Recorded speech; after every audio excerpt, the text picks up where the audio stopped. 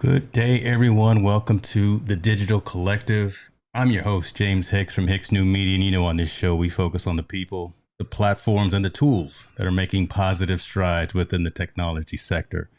My guest today, Mr. Roy Richardson, known online adorably as the tech troublemaker. Love the nickname.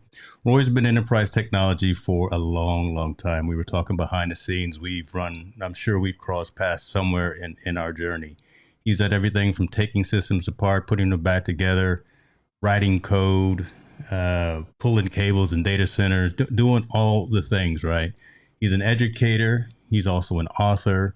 And like me, look, he's a self-proclaimed geek for Apple and for Apple. I mean, for Apple and Google. I had my Google shirt on today. I should have kept it on, but I decided to wear another shirt. But we'll get into that later. Listen, when it comes to creating content across his various channels, you can easily find him doing tutorials, how-tos, and informational sessions for folks who are also looking to level up their systems, productions, and overall reach. Today, that's what we're going to talk about. We're going to talk about smart homes, smart home studios. We're going to talk about some of the tools, techniques, best practices. I'm going to pick his brain. I've got my notepad. If you got questions, this is the guy to ask. After the break, it's going to be Roy.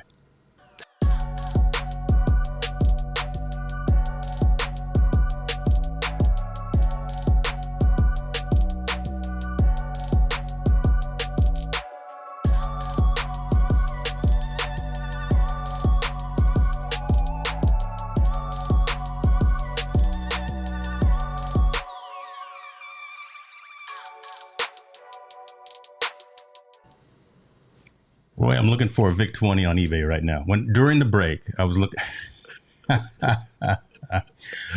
I want to go back to the glory days of when you and I were coding BASIC on a VIC 20. How are you, man? I am doing great. Yeah, I was literally taking the code from the back of the book that came in the owner's manual and was trying to figure out how could I do something different with it than I actually did a school project where I wrote a song using the peaks and pokes. You had to do that and you had to go tell the program to play the sound. So I turned that into my teacher as my assignment. I got an A for that. She's like, "Can I use this?" I said, "Do you have a VIC 20?" She's like, "No." Well, so without even hearing my song, I got an A on the project. So I love it.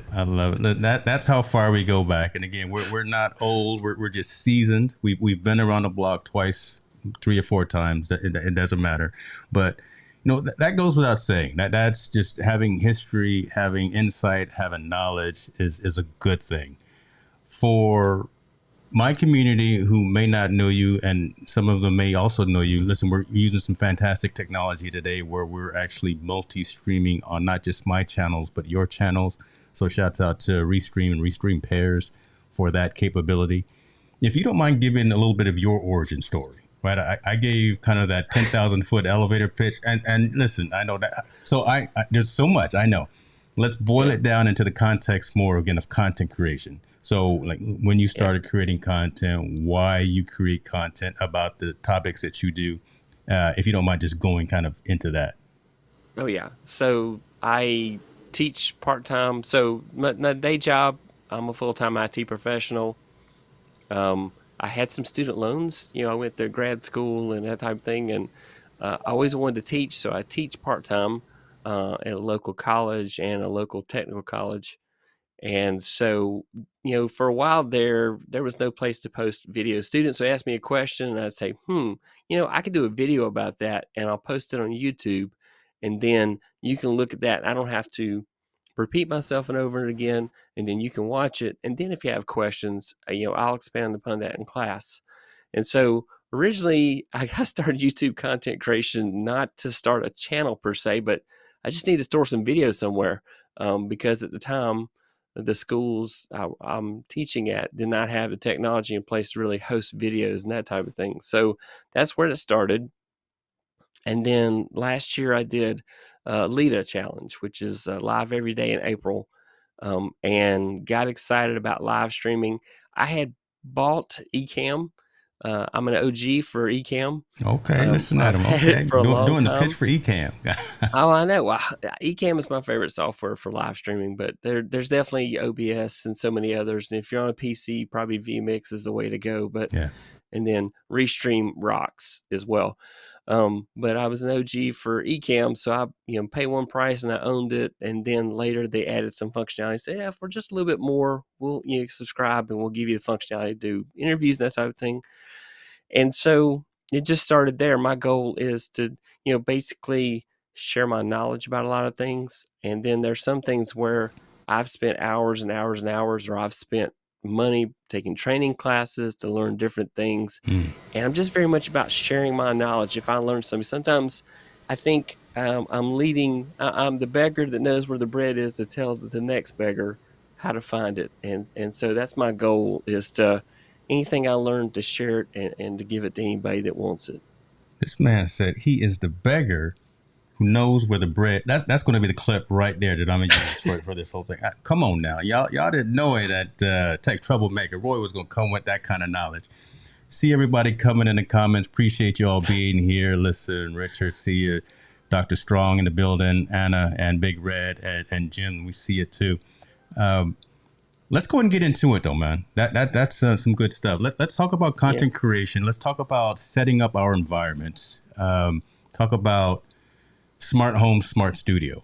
Right. A lot of times when we have the conversation with folks, either our peers or our contemporaries or family, whatever, and they say, I want to do a smart home. Okay, that's cool. Yeah. Right. I mean, again, see, your reaction right there is kind of the same reaction that I think a lot of us in technology get as well. Because, man, that's such an open-ended statement. It is. So let me, I'm going to let you lead the discussion. I'm just going to put that out there. I'm going to let that marinate, and I'm going to let you say, okay, Roy, I want a smart home. I do content creation. I want my environment to be smart. Where do you start having the conversation with folks that are interested in that? Well, it's funny enough. It was a few years back. There was a video of Bill Gates' house and how he had turned his home into a smart home, and he had all these gadgets, and he literally had to pull this panel down and push a button, and then all these things happen. And this was before voice-enabled devices really came into being. Yeah. But to get started with a smart home, you need either an Alexa device or a Google Nest Mini. That's all you need to start there. So smart. Let me make sure. Okay, I did turn off all of my smart assistants in the office here, because you're going to start dropping names, and I don't want Siri or Alexa to just wake up. So okay, the one that starts with a G hasn't jumped in the conversation yet. But then, you get a Belkin or a TP-Link smart outlet, a smart plug, and you put it in the wall, and you put it right beside you in the living room, and you plug your lamp right there beside the couch, and you plug it in, and then you go in, you name that device something in the software for TP-Link or Belkin or whatever brand you're using, and then you get into the Alexa app and you go in and tell it how to find it. You add it as a routine to be able to turn that device on, and then you say, Alexa, turn on lamp. And that's how the addiction starts. That's what I wanted to hear. Literally right there, right? Because so let me backtrack. It sounds, when you lay it out like that, and I made the joke before we went on. I'm gonna pull out the whiteboard here and actually do a demonstration. There's a lot of intricate steps that are required to get it done, right? And to the layman, to someone probably again not within technology, that can buying a what Belkin TP what buying that stuff.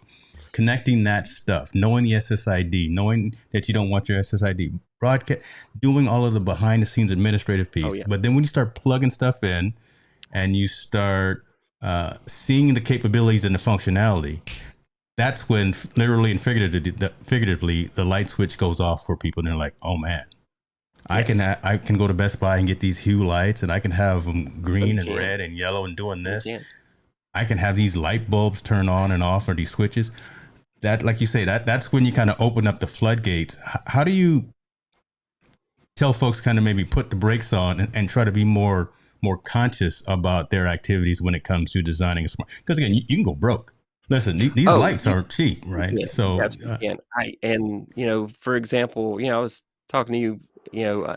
I have TP-Link light switches all over the house. So I literally can tell Alexa or that thing that starts with a G, the Nest device to power on all the lights in the house with just one command. I can like turn the whole house on. I can, because every room has a smart device in it. And the crazy thing, I started off with a Google Mini, and then I went and well, actually, Google sent me a free one. I have a very long relationship with Google. They have sent me Yeah, free let's stuff talk for a about that. long Hold period on. of time. Who do I need to get in contact with? Well, I I'm not don't going to know. It interrupt you. originally well, I bought a Google Mini search appliance. That's probably was a start, and they gave me a T-shirt with that. Okay. Um, and then one day a friend of mine called me and says, "Hey, you're getting one of the CR48s," and of course you don't know that was the first gen Chromebook, and so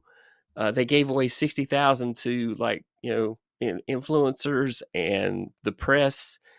And I'm like, well, wait, you saw me on Twitter? He says, yeah, they're announcing who got him on Twitter. And he's like, I saw your name, and you're the only one that has that name that I know.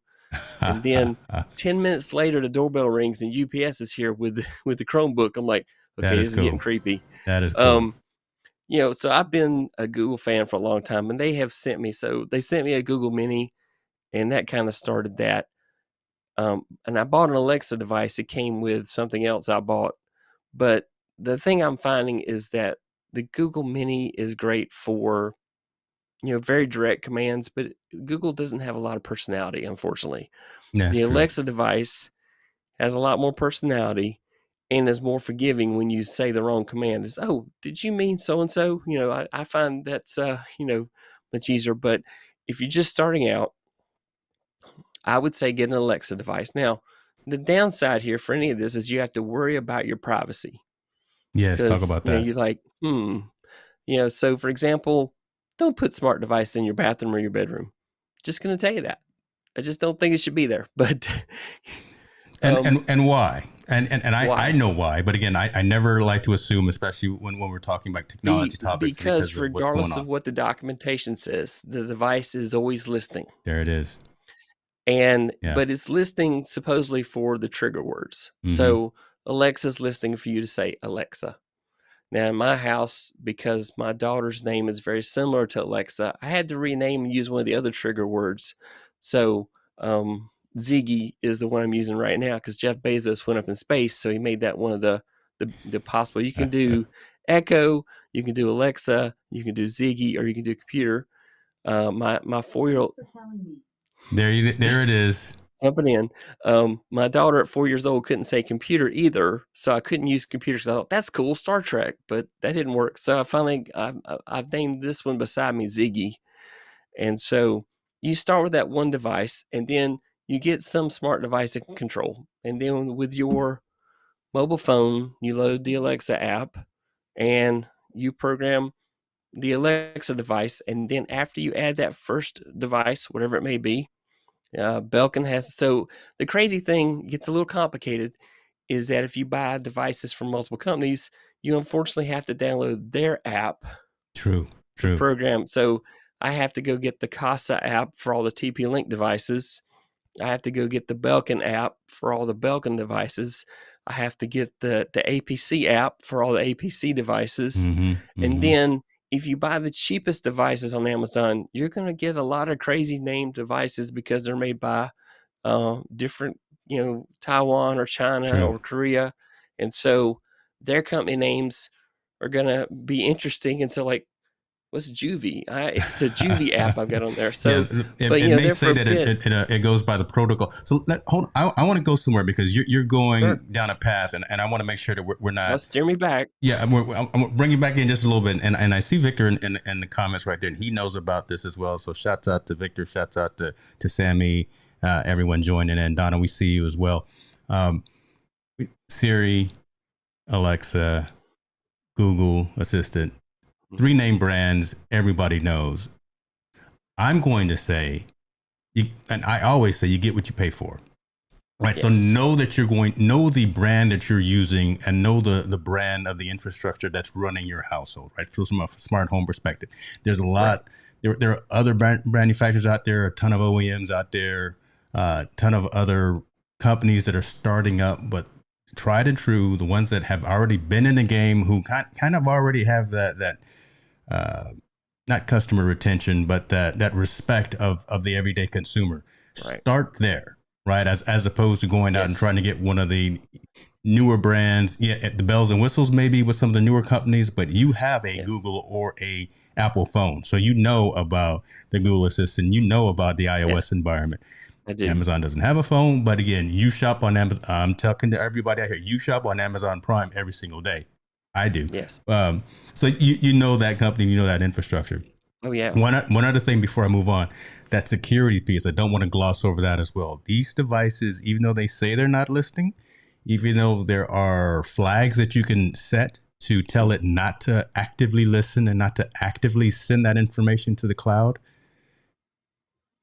75% of the time, I don't know what the percentage is, but a high percentage, it's still listening, and there is still somewhere in the EULA, the end user license agreement, somewhere in the environment where you decide. I use the word that see only Roy would know right there, technology folks. Yes. Somewhere in the acknowledgement of you buying and using these particular devices, there are settings to whereas you are by default opting in to allow Google, Amazon, and Apple to hear you and know what you're doing to try to train those infrastructure and try to train those products to be better.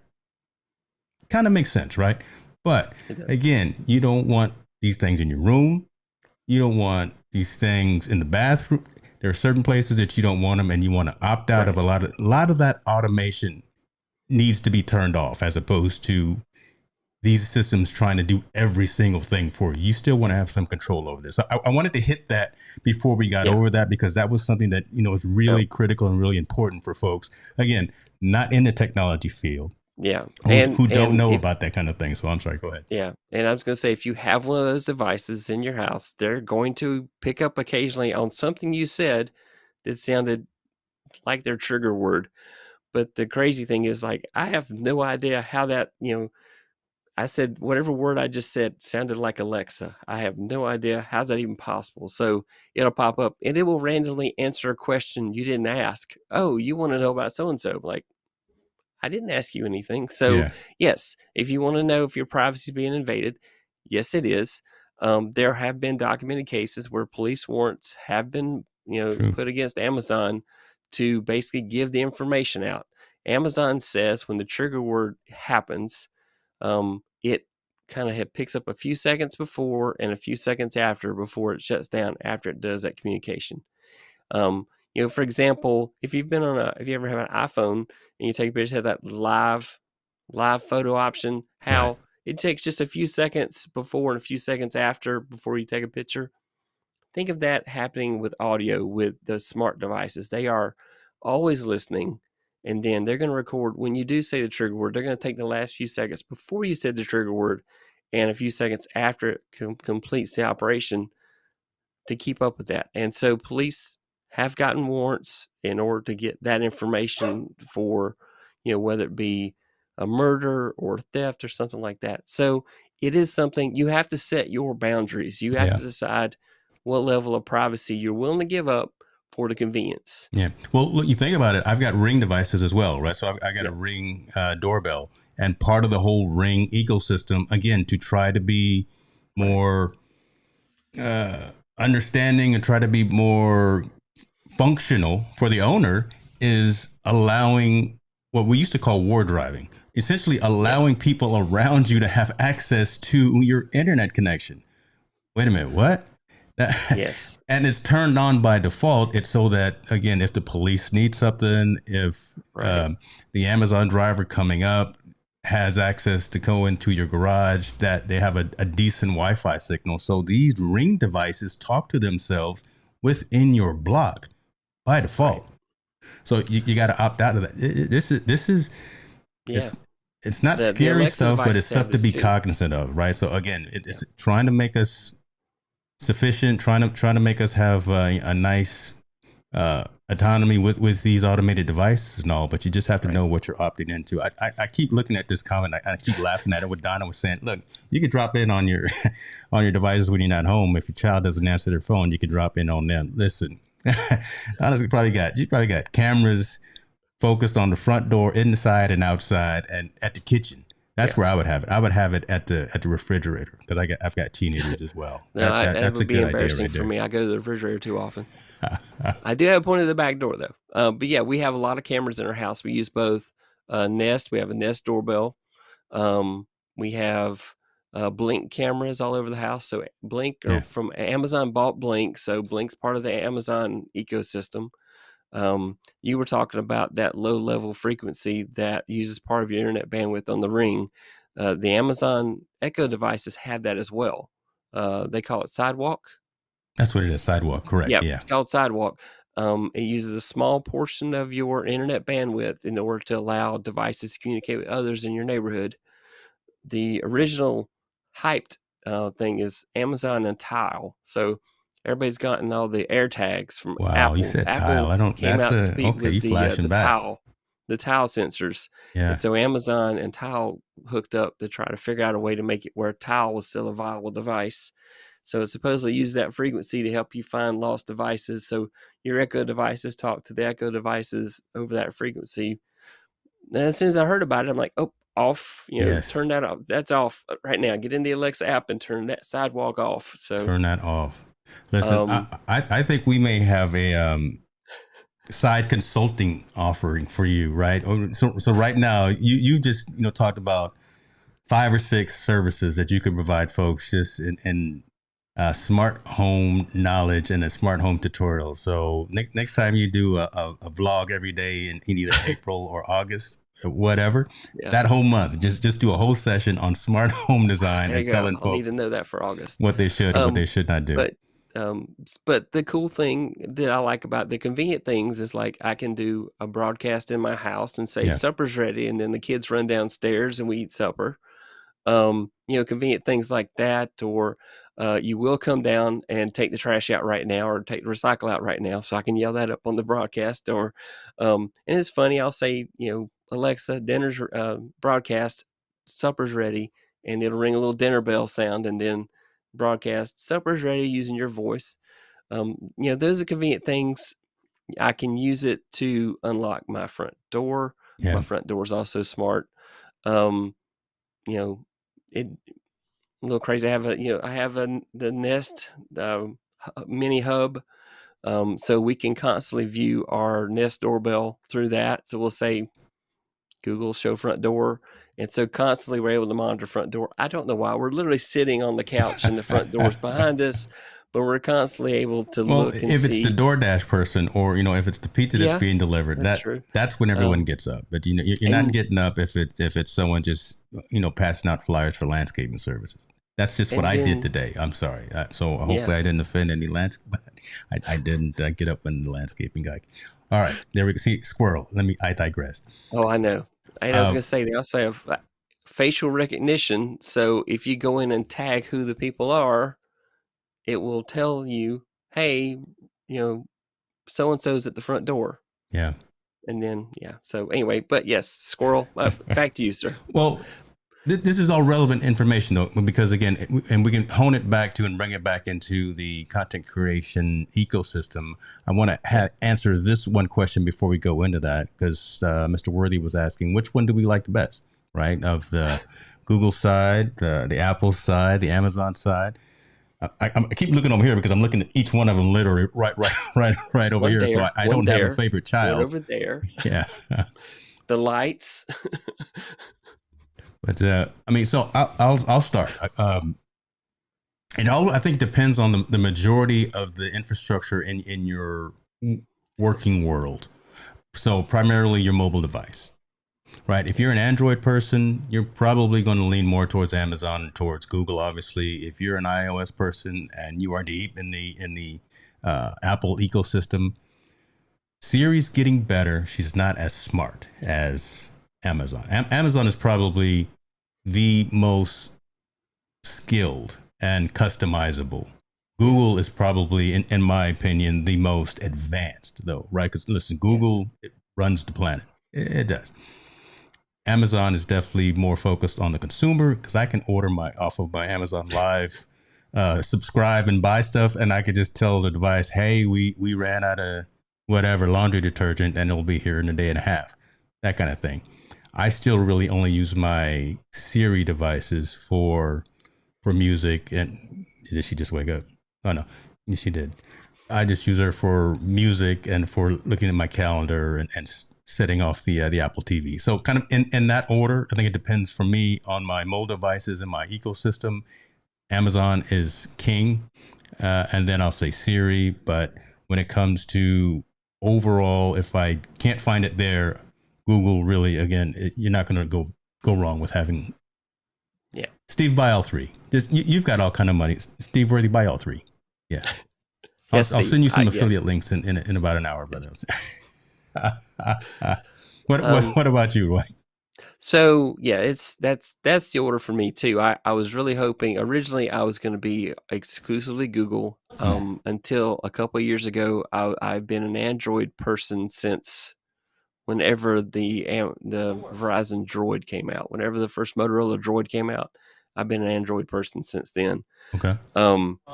And so I've been a Google fanboy forever. Of course, I've been a Mac fanboy for an Apple fanboy for a long time too. So it's kind of a weird kind of dichotomy. I joke, in a given day, I might touch 4 different operating systems. 4 or 5 different operating systems, where it's Chrome OS, some flavor of Linux or Unix, Windows, Mac OS, I guess iOS technically. But yeah, I tried with Google, but Google just wasn't user friendly. Mm-hmm. And I needed something everybody in the family could easily use. My wife's in technology, so she could handle it. But hey, I don't want to torture the kids. So I got an Amazon device for free with something, and then we found out it was just so much easier to use the Amazon device. So Amazon is king in our house. Google's here, and Google's the best for kitchen timers. When Thanksgiving comes, that is the best device to manage the 5 or 6 timers you need at Thanksgiving. So that's my bonus tip there. There it is right there, folks. You're only going to get that right here on the Digital Collective. Tech Troublemaker is telling you when the turkey needs to be right. Yes.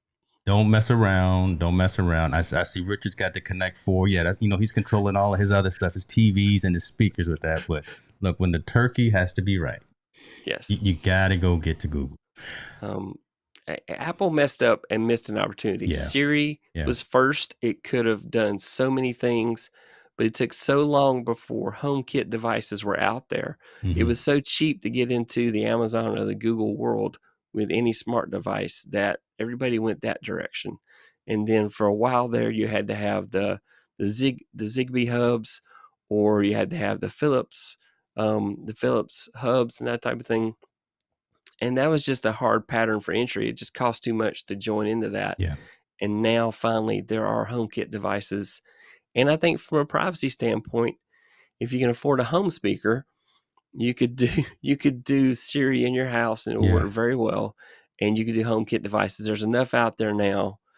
Eco has a smart thermostat that the Ecobee smart thermostat does work with HomeKit. It was the first one that I'm aware of.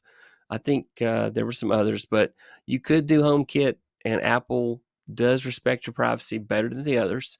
Not perfect. They're still listening to you all the time, but I feel like Apple does a better job of respecting our privacy. So if I started over again now, I might try to go the HomeKit route and be exclusively Siri.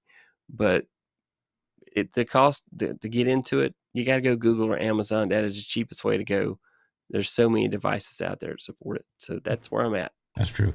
And I think one thing that is probably a deterrent, I don't want to say a deterrent, but the fact that we can be early adopters and we can be kind of on the bleeding edge, we see and we saw a lot of those issues with these platforms, right? We saw when Apple Maps was trash. Right. And we see it now getting better. We saw when HomeKit was just, nobody had, and Apple didn't even have HomeKit devices. But now, even in a relatively short period of time, we're starting to see kind of a blurring of those protocols and a blurring of the integration and the ability. Like you said, I've got 2 Ecobee thermostats in the house right now. And they're connected to my iPhone. They're connected to my Alexas. So a lot of that stuff is happening to where they work together. Right. Bringing it back a little bit to So we talked kind of about the whole home for the most part, and we talked about smart Right. locks. We talked about smart doorbells and food timers and stuff like that. It's a good one. I'm gonna remember that for November. Um, Yeah. in your room right now, right in your studio, in your broadcast area, what kind of lighting are you using in terms of protocols? What type of switching are you using? I'm sure you can talk to something and tell Yes. the lights to do something. So I'd I love to I talk can. about that and what you would recommend for someone just starting and wanting to have some of that Right. automation again. So that everyone has their run of show from a content creation perspective, but that Sure. checklist of what we do ahead of time. How do we make sure these lights all come on? How do we make sure that the AC comes on? That type of stuff. What do you have Yeah. in your particular studio, Roy? So in my studio, I have a Google device and two Alexa devices in the same room, and so very, very, very accessible to me at all times. In fact, they join in conversations all day long for me. But for example, I have uh, two lights right in front of me. I have those on an APC smart UPS that I can control with either Google or Alexa. And so I will say, "Hey, Ziggy, turn on Roy's desk," and it will turn on my lights. I have more LEDs behind me. I can turn those off and on. Also, I have the Google device, so I can set the air. I can tell the Nest thermostat to turn on the air to a certain temperature for me. And luckily for content creators, though, there's a lot of things that are now Bluetooth. So these lights are also accessible via Bluetooth. So is like my LED device back here is a Bluetooth device. So, you know, the entry to automation to be able to from your desk and not have to run back behind. Because when I first started, Mm, the mm-hmm. lights, I had to go climb behind the lights and hit the big toggle switch to turn them Yeah. on. And then I'm having to also tweak the knobs to get it down the temperature of the lights. And it was like, oh, that's 5,600 Kelvin. That's a little too hot here. I need to trim that back there. Um, so, from a content creation standpoint, it's so much easier to get things to automate your setup so that you can literally walk in and say, start my studio and have the lights come on and just get ready to go showtime. And Yeah. so Yeah. it definitely makes it easier. I yeah, and then I have some older devices that take an old-fashioned remote, but, that's fine. I can live with that, but I can change the colors of my lights very simply with an old remote, but I like having the automation. I literally um, funny enough, I use these same lights for my day job, because I spend all day on Teams and Zoom. Actually, like, the company gave me one camera, but I'm like, "Oh, that ain't good enough. Okay, I gotta get my own. I gotta get a webcam that can do 4K." Have to. Um, Have to. so, I like, think you can see my there's mine right there. So there's an Elgato face cam right there. I mean, yeah. I can't use the one that's built into my lap. I got at Oh, no, least it's you're right. terrible. It's terrible. But, if you're a content creator and you're just starting out, you get the cell phone. That is your point of entry. You start with that cell phone camera. It is a great camera. You know, the megapixels and stuff on these cameras now and phones, that is the starting point. And then build up a following, and then slowly invest. But you don't have to have that stuff day one. And that's one of the things I like to make a big deal about. Just hit record. Yeah. Just record, get started. That journey of 1,000 miles begins with the first step. It's the same with content creation. That first video will not get made until you hit that record button and just go. And you will tweak your lights. I have replaced these lights multiple times. But the other part that I find along the way is that you can buy cheap a lot of times, Keep talking. or I know you where can you're buy going. Come on, talk nice about this right now. once. Yeah. Say You that can buy again. nice once. And so I try to be much more strategic in my investments now, because I have bought a lot of junk Yeah. trying to get by, and it was just too much. Hey, Dr. Elo, how you doing out there tonight, sir? Yeah. So So, let's talk about that because again, lot of times, and some of this I'll be repurposing on Amazon Live. And look, you can go on there and just search for lights, RGB yes, lights, and you'll get something that costs $5. You'll yeah, scroll down and you'll see something that costs $400. Right. And if you don't know brands, right, if you don't know right, Nanlite versus Godox versus Neewer, right. So all of these yeah, brands, and then you see one that's only that $5 or $10, and you say, well, this is all I need, yeah, right? But you don't know about color temperature. You don't know no, about photo versus video lights. You don't know right, about all of those things, right? In terms of if you're trying to again build out a smart home studio for content creation, be it either video or be it photo, you mess around and you buy the wrong thing, you're going to have flickering issues. You're going to have incorrect coloring issues. We're not even going to talk about properly white balancing your cameras right now yet, folks. I'm not going to do you like that yet. We'll talk about that for another session. We're just talking about practicals and 3-point lighting and air conditioning control and stuff like that. But yet, by going on Amazon or shopping at these places, going to Best Buy or B&H and saying, I just want some lights to make my room pretty, and buying the wrong thing for the wrong job, it's going to look terrible. It's going to look terrible. It is. So what are you rocking in there? Let me. I normally don't ask people product stuff, but what are you rocking in your room? So I have two newer 660 LED RGB lights, but I wanted to have to get shadow boxes because I just couldn't. My studio is kind of small, and I just couldn't get. They were just too hot, and so I wound up having to put brains not working. We'll say shadow boxes, but that's not what the term is. Soft boxes. Soft boxes. There we go. Thank you. I had to put soft boxes on them because they were too bright. I couldn't tune them down. Yeah. But you got that whole three light idea that people have about having the key light and the backlight and that type of thing. Another great light that a lot of content creators have are the Elgato Key Light. That's a fantastic light. And if I had to do it again, I thought about it several times, so I wound up buying these. They're on sale. And they've been great. I use these things every day of the week for work and for this insane, really, really expensive hobby of content creation that I do. And so it's been great. And, and I've gone through, different mics, different stages in mics. And so I've got a Shure MV7 now. I have a Zoom board. I could easily, I've got a Zoom board, and so I could easily do that. It's not a Rodecaster Pro, mind you, but it's their version of a Rodecaster. Yeah. But I go with simple. I go with just a USB mic and take advantage of the software that they put with it. And so, it works great. Look, I like it. Look, you get in where you fit in, brother. Right? Listen, you get in where and you sound amazing. You look amazing. Back to what you're using in terms of the key lights, right? So are you using the Elgatos now, or are you using Newers? No, I'm using the Newers right now. I like them. If I had to do it again, I'd probably go with the Elgatos because these have an issue where Bluetooth doesn't consistently work when you want to turn the temperature down or change the color. So sometimes Bluetooth will just say, I don't feel like talking today.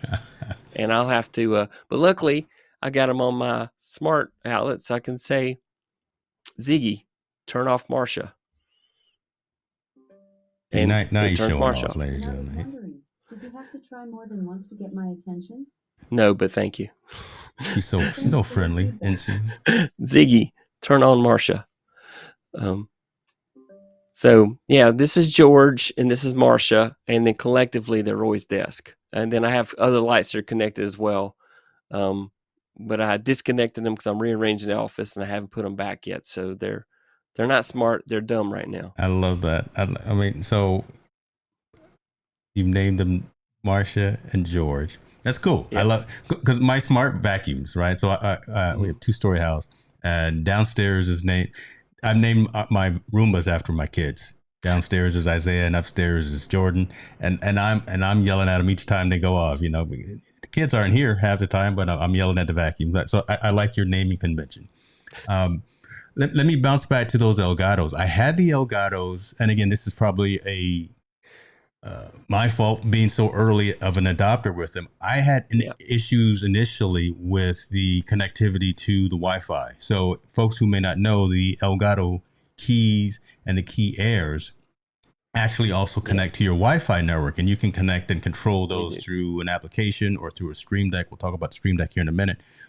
I was having issues with either my 5 gigahertz or my 2.4 gigahertz because I separate all of my studio gear off of my home network. I actually have everything in here on the 2.4. I have everything outside on the 5 gigahertz. So the outside cameras, all of the recording stuff outside. But in here, just the lights, that's all it is. Yeah. In here, it's just the lighting. Yeah. So I don't need that necessarily on that faster Wi-Fi network. But there was something going wrong, and I'm not very impatient for a person, so I couldn't wait for a firmware update or whatever the case may be. So I sold them. But I'm now all Godox in here. Really? I've got two ES45, kind of the large panels with the diffusion going for the two fronts, and behind me I've got 4 of their TL60 light tubes. They're about 2.5 feet, so I've got those and they're RGB. But again, these are all video lights, folks, as opposed to photo lights or as opposed to just $10 lights that you get on Amazon. You actually get the equipment for the right purpose. So these are all video lights. It costs a little bit more, but I will put links to all of the equipment that Roy and I are talking about kind of in the description. So look, we're only going to talk about stuff that we use, that we recommend, and that we would suggest you take a look at as well. We're not going to just recommend something that's out there because it's the most expensive or because it's on sale or anything of that nature. So it's only the stuff that's literally in this room that I'm going to make sure that we recommend. Well, I was going to say, I've saved you guys the trouble. I bought all the stuff that was on sale, and it was garbage, and don't buy that. So well, you and Victor, right here, he goes right. He bought 10 sets of lights before he finally settled on whatever he's using. So, and I know he knows what he's doing as well. He's probably got a killer setup going and he's got 12 studio. cameras. So him and I tomorrow night are talking on my show about gear, and so anyway, he's keeping the economy going, right? We're just we're just in his world. We're just watching him do what he does.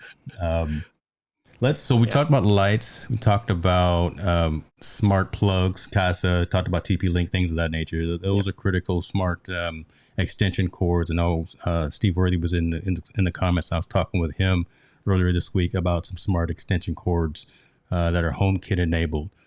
I mentioned about the Elgato Stream Deck. Right. So again, automation within your content creation environment. Do you have a Stream Deck? I absolutely do. Talk about it. I'm going to put you full screen so you can talk about it, because this thing is no joke, folks. If you don't have one, if you're thinking about getting one, this is like the greatest thing. The Stream Deck, of course, I'm going to tell you, you cannot buy a Stream Deck that's big enough. It's not possible. So whatever size you think you want to buy, you want the next size. Trust me on that. 32 keys isn't big enough, right? No. They've got one with like 4 buttons. I'm like, who'd want that? So I'll go with 15. And then after I got the 15, why didn't I get the 32? Why didn't I get the one with more buttons?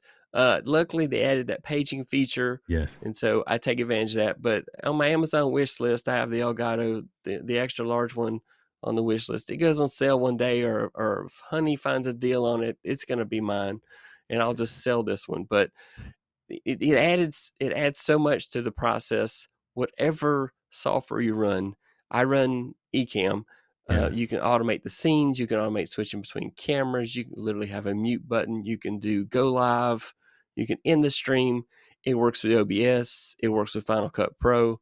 It has shortcuts for so many different applications that you use, and you can use that as part of your workflow to speed up the process. I do video editing with Final Cut Pro, and I use my Stream Deck to hit the B there to do the splice of the film, the video, and so it just helps out there. Or use it to choose the outer and the inner and the outer settings on a frame that I want to keep for the video editing. But it also works with DaVinci. So if you're Windows or Mac and you're using DaVinci Resolve, it has shortcuts for it as well. It has shortcuts I use DaVinci. So I've got Final Cut Pro as well, but I have gravitated toward DaVinci within the last few months. I don't, just feels different, but trying to teach myself something different. I know Final Cut, but I'm just trying to learn something as well. But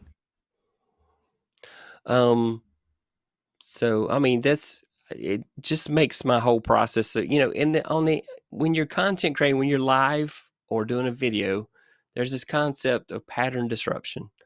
And there's some people that say, the 8-second rule. I think 8 seconds is a little too frequent, but there's some people say the 8-second rule. Something needs to change on the screen every 8 seconds to keep the viewer's attention, because they're watching the video, and if you're a boring talking head like me, then I need something to mix it up so they will keep watching my boring talking head. There you go. And how so, about that? That there 8 you seconds. And that's it. You got to can't have take that. me anywhere, brother. Right? It's lower I'm that guy. thirds. It's the lower thirds, or your logo popped up in the corner, or you hit a button on the Stream Deck that does a zoom in on you and zooms back out. Something to do a pattern disruption to keep people watching. And so the Stream Deck helps so much in that process for me. And so this is probably the second device I bought out of all the devices when I started, because I started off with a lowly C920 Logitech camera as my nothing live wrong with streaming that. camera. Nothing wrong. Get in where, like I said, get in where you get in and start where you start. As you see, I'm a huge proponent of that as well, right? Changing and pattern disruption from an exercise and training perspective. I always call it muscle confusion. So you see, I've moved you and I from left and right and have things flying in. And you're right, that matters. And I think that, again, keeps the engagement, that keeps the attention, that uses both sides of the brain.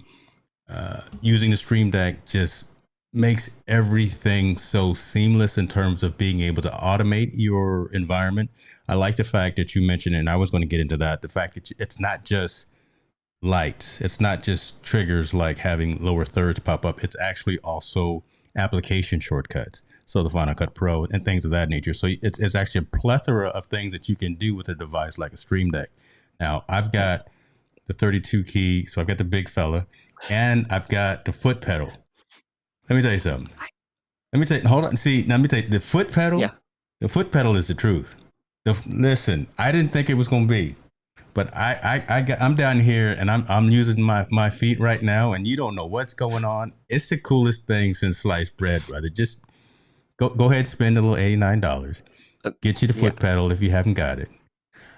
I stand at my desk a lot too, so that's probably me. So and makes it very, very easy for doing that. But so I got the foot pedal going, and that's pulling up the comments and pulling up like that lower third that you just saw. So that right there. I was going to say, I want the foot pedal, but I can't dance, and I think you have to have some ability to dance to use the foot pedal properly.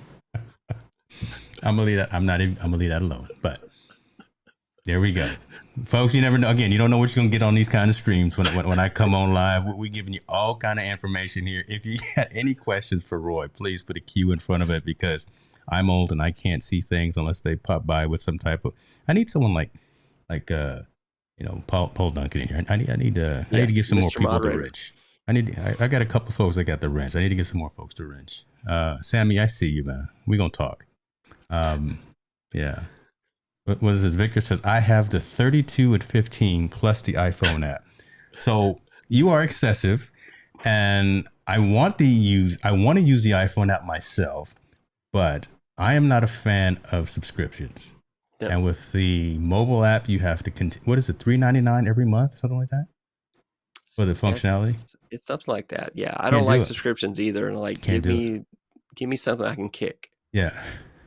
Let me pay for it one time, and then if it gets better, maybe I'll pay for an upgrade, but don't keep asking me to pay for it each and every month.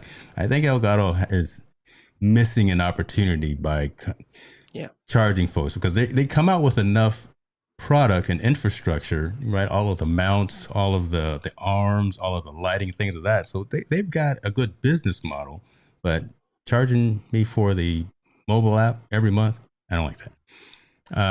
Okay.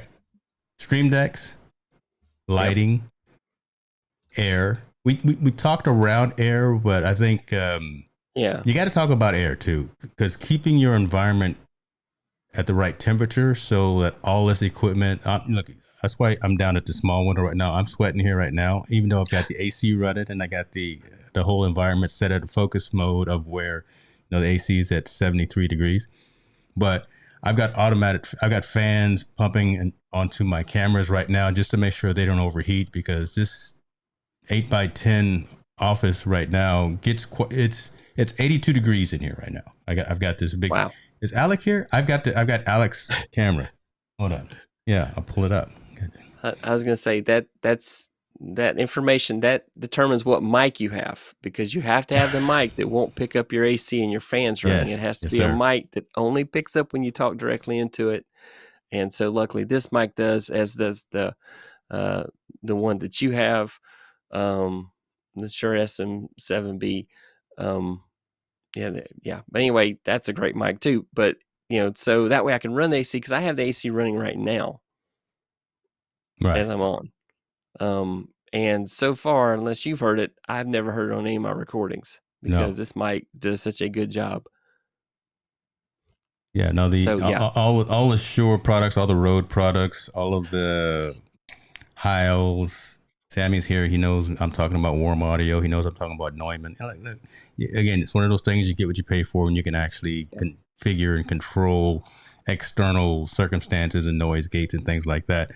I was trying to get my mobile phone to show the camera, but since I'm running iOS 16 developers beta, it's acting flaky right now. So do as I say and not as I do. Don't install developers code on your primary devices, folks, even though you are testing, because it may break midstream. What else we got? There we go. Montel Allen, good to see you, man. Appreciate you for joining. Listen, that man right there, my co-host for Team No Sleep, he just did an amazing show the other night talking about college sports and college recruiting and things like that. So he's creating content, building out his studio as well. I went to San Diego for Social Media Marketing World. Took this guy, Montel Allen, a suitcase full of gear. I took him light stands. I took him microphones. I took all kind of stuff. So he's building out that infrastructure as well. So I'm glad you're joining to hear this conversation about, again, building out your studio, making it a smart studio, smart environment, things like that. What else do you use, Roy? Because I mean, there's so much, but I want to at least have three things that we talked about, right? So again, we talked about lights. We talked about kind of hardware and infrastructure from a Stream Deck perspective, smart assistants. But what else are you using to control your workflow? Those are the biggest things. I mean, I have a Sony ZV-E10. So I managed to get one of those before there was a rush on them. And this is one of the greatest cameras I've ever used. Considering I started off with my cell phone and a Logitech C920.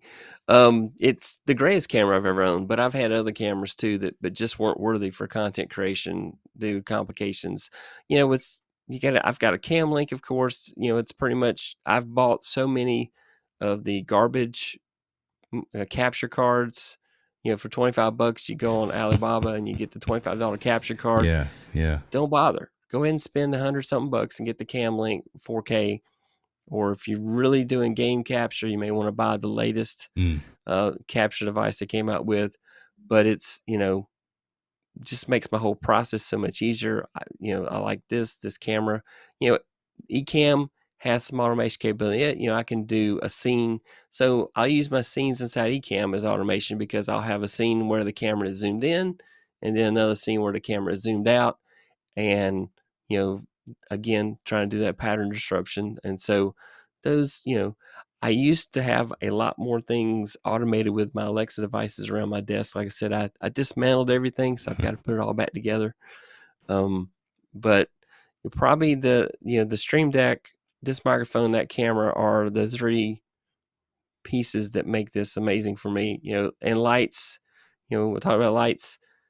You can make a bad camera fantastic with great lighting. If you have the lighting that you need, you can make the low list of cameras look amazing.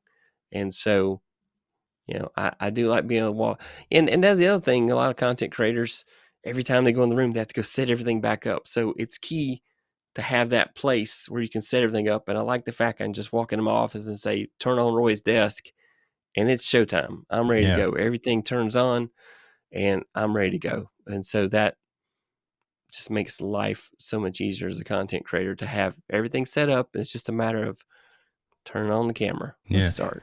Let me ask you about this, and then this just popped in my head when you stated that. How is everything kind of attached to your desk? Are you using tripods? Are you using kind of an auto pole, or are you using kind of the desk clamps, things like that? I'm using desk clamps. Originally, everything I bought came with a tripod. Yeah. But they're pretty flimsy. So I built a custom desk. I went and got some steel pipes and kind of built it, and I got a piece of remaindered wood and sanded it down and put it like it's some birch, 5/8 birch. That's real nice. And then I bought desk clamps, and then I have a mounting kit where I have 3 monitors on my desk. So I've got 2 monitors. Well, I've got 3 monitors total, and during my day job, these 2 monitors on this side join the party, and then the middle one becomes the content creation monitor, in the evenings when the work is over. So I love it. that's and I can move these around, and then so it's a good setup. I do wish the middle monitor moved more. It's more stable. So I had to sneak the camera through. I have a mounting bracket that brings the camera through. So everything's mounted to the desk. I have a camera boom arm. So I have a second camera over my desk whenever I do desk shots. I use the old C920 for that. I'm probably getting ready to replace that with a face cam, Elgato face cam, replaced with that. Then my dream is to get probably like a ZV-1 and put there to use as my desk camera, because I think that's a great overhead camera. And you don't have to buy any lenses for it. And for a fixed camera, it would be perfect for that. It's got a good zoom on it. And so I concur, because that's what's over my head right now. that is a great setup. And that's what, I used to do a lot of unboxing videos. I haven't been doing any lately. I've been doing mostly tutorials. And so, I have the Elgato Thunderbolt port, say Element 4. Yes. I use it as my hub because I've got a Mac Mini with 16 gig and a terabyte of storage, and that M1 Mac Mini is the bomb. When I do, you gotta have it. Everything I do, it handles it. It never screams. It never complains. It just does it. It's solid. Let me ask you. I'm just going to throw my whole questions out from a runner show perspective, because you're bringing in some interesting points that, again, I think that shouldn't be overlooked. Now, the Mac Mini that you have, is that solely dedicated to streaming content creation, or do you have multiple devices for each that each has its own purpose, right? I'm saying, so that M1 Mac Mini, is that the same one that you do all your Final Cut Pro analysis on as well? Okay. I do all my content creation on as Mac Mini. Though, Yeah. See, I had a 2015 13-inch MacBook Pro, and I'd finally gotten Final Cut, and when it takes 2 hours to render a 10-minute movie, it's like, this isn't going to work. So I finally talked to my financial consultant, and she said, yes, go ahead, get the Mac and get the M1 Mac Mini. And and then my life was better for it. Your financial consultant is probably similar to mine. I always say I wear the pants, but she holds the belt. So there you go. I'll just leave that right there, right? No, it's good. It's good stuff. Let's see, Victor says, I couldn't do this without her. She supports me. She's awesome. Gotta have that, right? I've even gotten her to be on my channel, so she's been on some of the videos on the channel, so it's a lot of fun. She was here earlier, telling you about using the echoes to announce to the house, hey, dinner's ready. So was that? Oh, hold on, is that right? Hold on, let me see. That was Donna. That's my wife.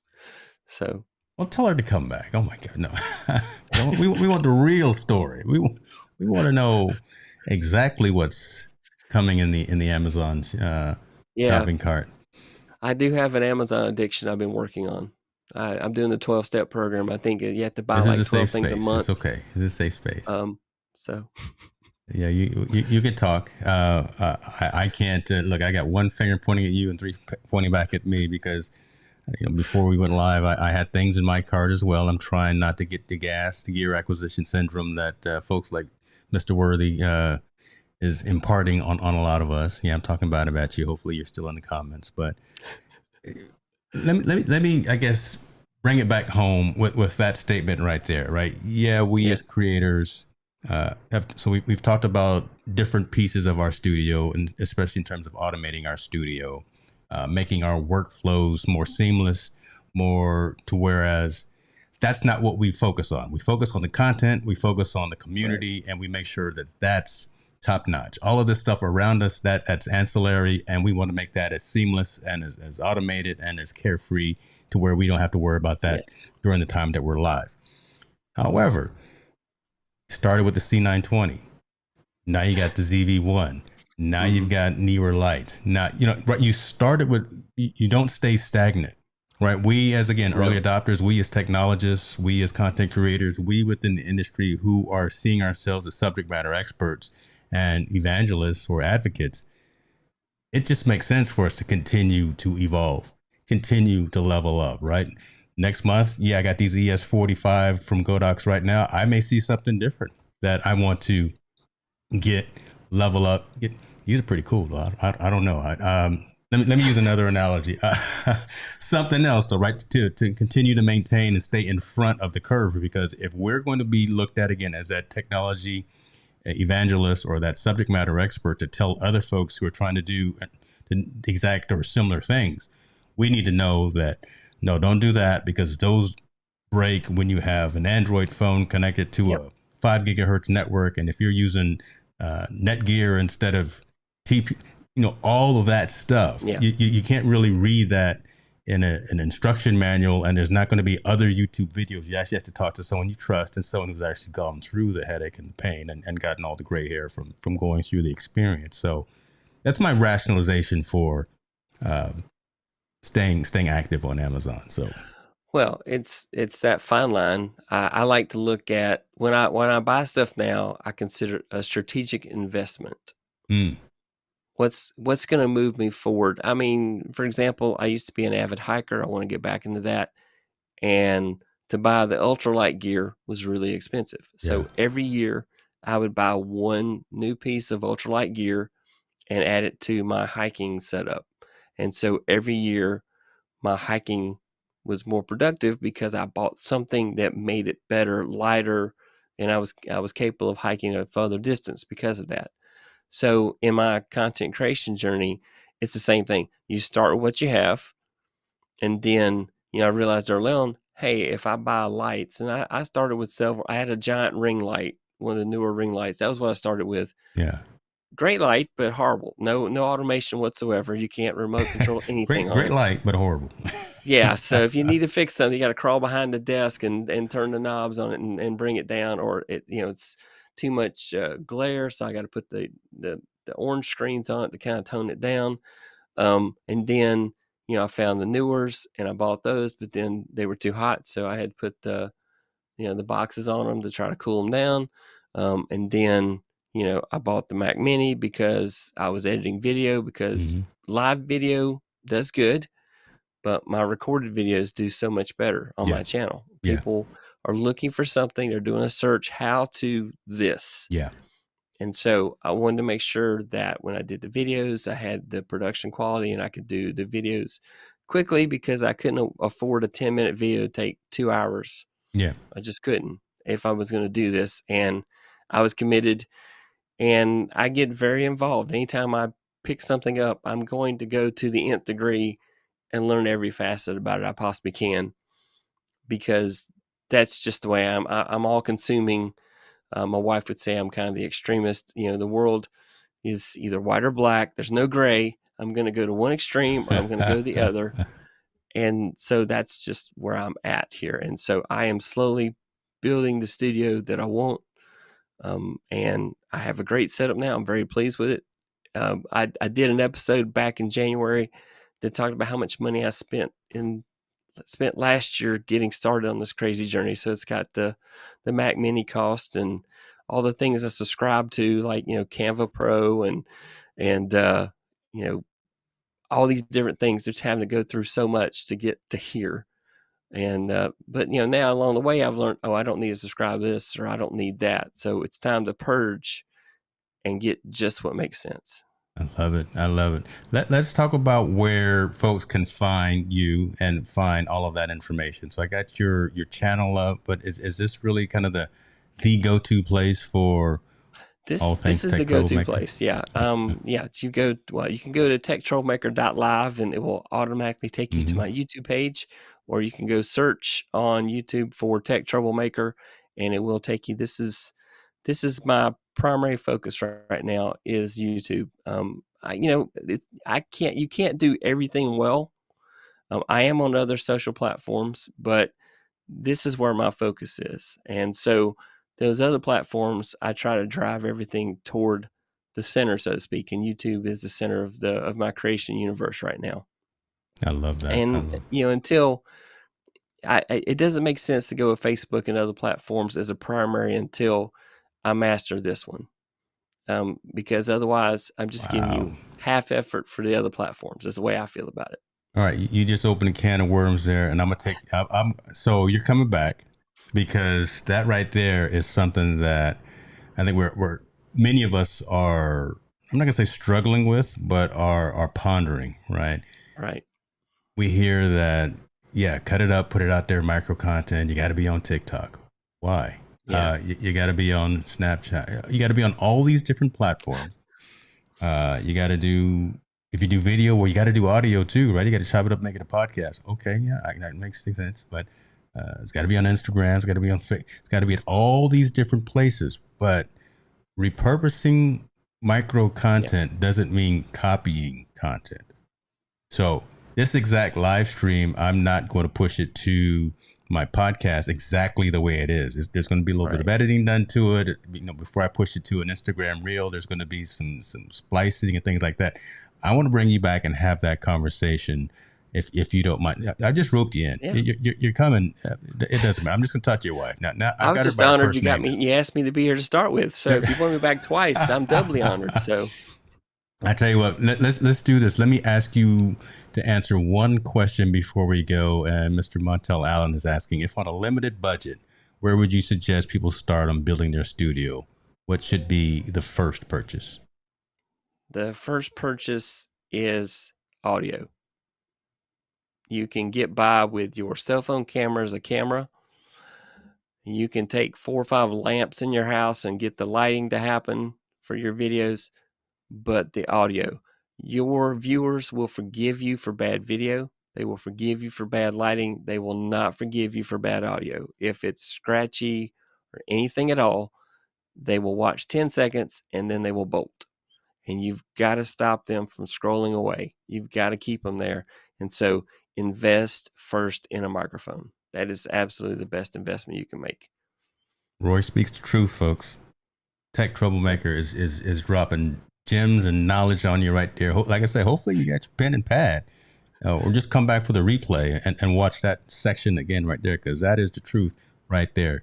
Tina, thank you for joining us. You were on the road. You're at the cafe now. Get a medium latte for me. Almond milk is my choice, but and a piece of lemon meringue. And see, there I go again, squirrel. Like I'm going all over the place. Hey Tina, how you doing? Thanks for coming by. See, I'm crazy. She'll probably never come back when I'm here. But she's like, "Who is this crazy guy?" Right? It's a great channel. Everybody needs to come here. So, I've watched a lot of your videos, and then when you asked me to be on, I watched even more to make sure. Okay, I hope I do a good job here. So I need to pass the audition. So. Thank you, brother. I appreciate you.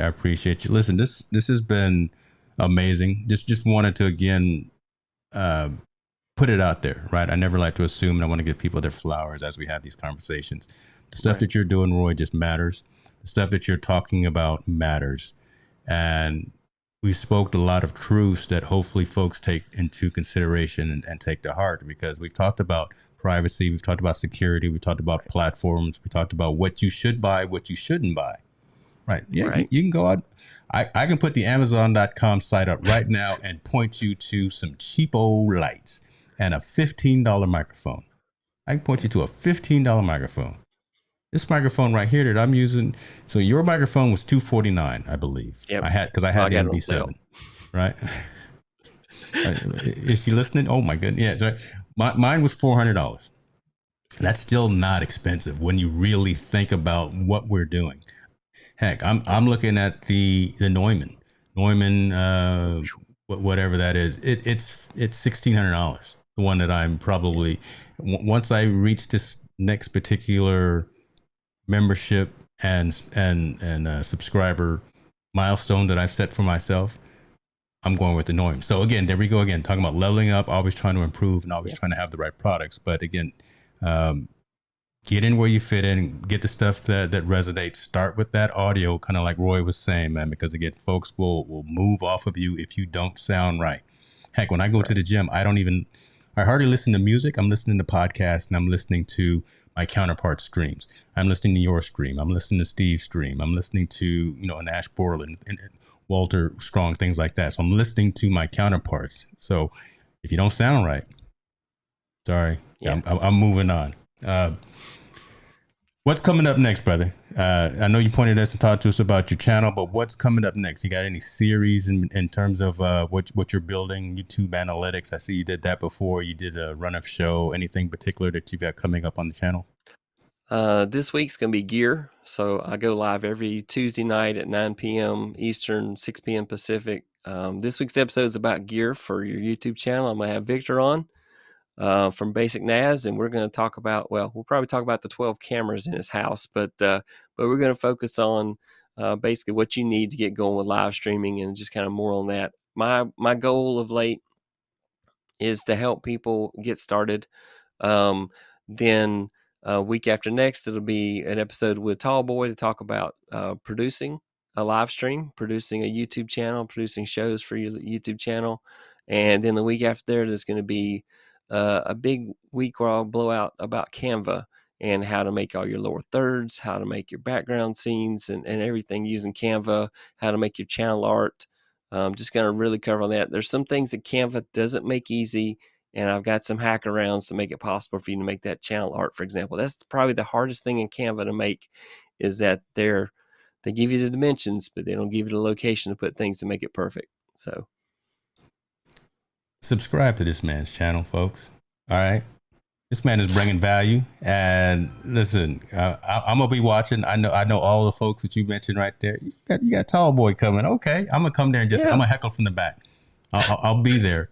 I'll be heckling from the back of the room. But that's good, man. So folks, just listen. I'm gonna put all of those links for Roy's content, his YouTube, his Instagram, and yes, your Amazon author page as well. Yeah, I'm gonna put that on there too. That book's a little old. I don't know if that book's from back in the 3.x days of WordPress. It's all right. You've got an author page. I'm putting a link to. It's true. I have some other books I need to get published. Roy just sitting around waiting. So it's all good, brother. I appreciate you, man. Listen, thank you for everything you do again. I look forward to having you back on, folks. If you found any value in this conversation, share it with someone. If you didn't find value in this, let me know, right? So I can continue to evolve and continue to get better. And we will be back next week for another episode. But until then, take care and be good to yourselves, folks.